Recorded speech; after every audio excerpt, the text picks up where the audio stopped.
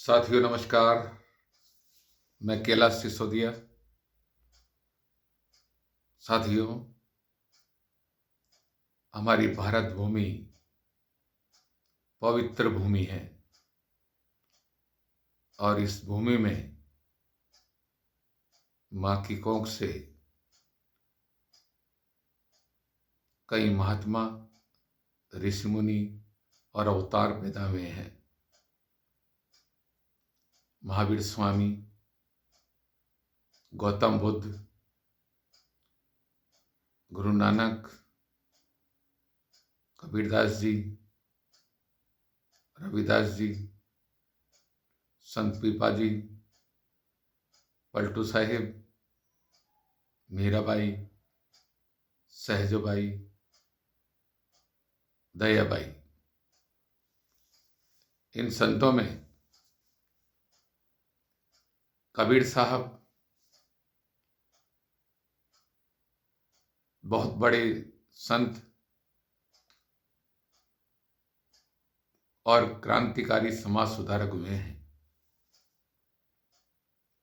14वीं शताब्दी में इनका जन्म हुआ था, 1398 ईस्वी में, आज के 900 साल पहले। और इनकी वाणी बहुत क्रांतिकारी रही है और आज के समय में इनकी वाणी बहुत प्रासंगिक है। इनके ऊपर देश और विदेश में बहुत शोध हो रहे हैं और अधिकांश शोधार्थी कबीर साहब का विषय लेते हैं। साथियों, इनकी ही एक वाणी का शब्द है, गुरु समान दाता नहीं जग में, वस्तु अमोलक दई मेरे सतगुरु, भली बताई बातां। इस शब्द में दो बातें हैं, गुरु और दाता। गुरु कौन होता है? यदि हम साधारण अर्थों में इसका अर्थ समझें तो गो का मतलब होता है अंधकार और रू का अर्थ होता है प्रकाश। अर्थात जो अंधकार से प्रकाश की ओर ले जाता है वह गुरु होता है।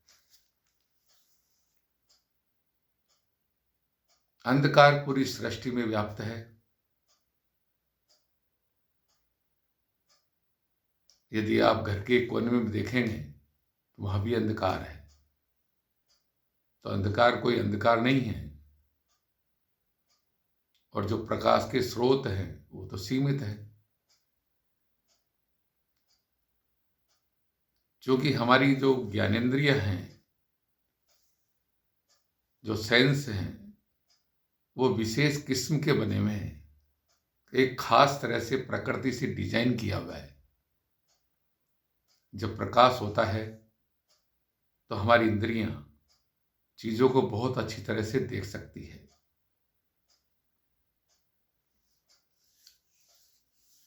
और दूसरी बात यह है कि हमने हमारे शरीर की पहचान हमने शरीर के साथ की है।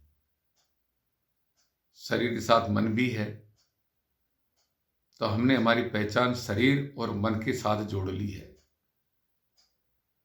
यानी हम शरीर हैं और कोई नहीं है, लेकिन ऐसा नहीं है। शरीर के साथ मन भी है और ये दोनों है अलग अलग। एक ठोस है, एक सूक्ष्म है, लेकिन ये दोनों अगर देखा जाए अंतर में तो दोनों एक है। क्योंकि हमारी जो सेंस है, इंद्रियां हैं, उनके कारण हम सीमाओं में बंध गए हैं। या यूं कहिए कि इन इंद्रियों ने हमें सीमाओं में बांध कर रखा हुआ है। यदि हम गुरु के सानिध्य में जाएं और गुरु की ऊर्जा को हमारे भीतर आने दें और उस ऊर्जा को हम महसूस करें, अपने अंतर में उतारें, तो हम समझ सकेंगे कि शरीर और मन, इन दोनों में क्या अंतर है। हम सीमित हैं या असीमित हैं। ये मेरे आंख, नाक, कान, ये शरीर, ये स्थूल शरीर है, लेकिन इसके भीतर एक सूक्ष्म शरीर भी है। तो जब हम गुरु की ऊर्जा हमारे भीतर आएगी तो हम समझ सकेंगे कि हम शरीर के अलावा भी शरीर से महत्वपूर्ण और भी चीजें हैं जिन पर हम फोकस करेंगे, जिन पर हम चिंतन करेंगे, तो वो अंधकार है, जो अंधकार के बादल हैं, वो धीरे धीरे छटना शुरू हो जाएंगे। दूसरा आता है दाता। दूसरा इसमें है दाता। कि दाता कौन है? जो देने वाला है, जो परोपकार करने वाला है। परोपकार कई लोग करते हैं। कोई गाय को चारा खिलाता है, कोई अस्पताल बनवाता है, कोई धर्मशाला बनवाता है, कोई प्याऊ लगवाता है, कोई किस प्रकार के परोपकार करता है।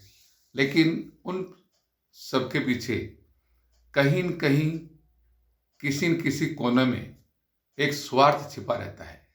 किसी कोने में स्वार्थ छिपा रहता है। लेकिन जो संत जन होते हैं वो निस्वार्थ भाव से देते हैं।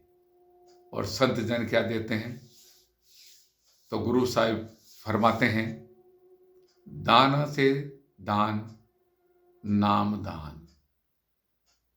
संत जन, गुरुजन नाम का दान देते हैं और वो निस्वार्थ भाव से देते हैं, नाम का दान करते हैं।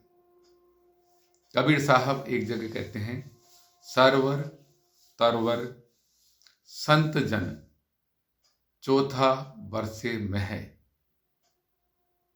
परमार्थ के कारणे चारों धारी देह। यानी सरवर तालाब, तरवर वृक्ष और मेहर बादल, ये तीनों जड़ हैं। और संत जो परोपकार करते हैं, उनकी परोपकारी की किसी से तुलना नहीं की जा सकती। परोपकार, संतों का परोपकार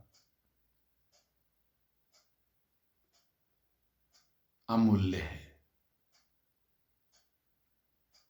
तो संत नाम का दान देते हैं। पलटू साहब भी कहते हैं, पर स्वार्थ के कारणे संत लिया अवतार, संत लिया अवतार जग को राह बतलावे। तो संत जन आते हैं, वो पर स्वार्थ परोपकार के लिए देह धारण करते हैं और इस जगत में मानव को राह बताते हैं।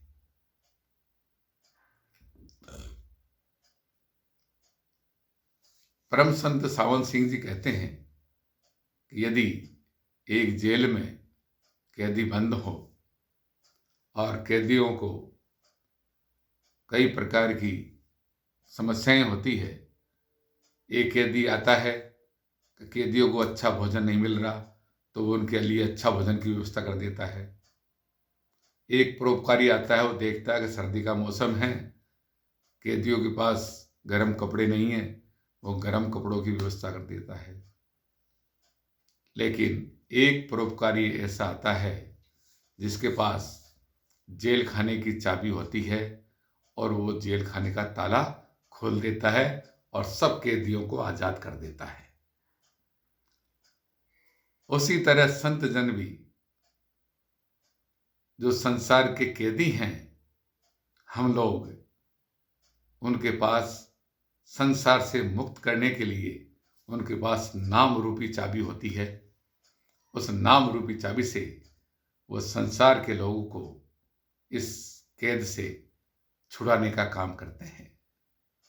ये हमारे ऐसे प्रेम संत कबीरदास जी की वाणी थी, जिसकी मैंने आपको सिर्फ एक लाइन बताई है।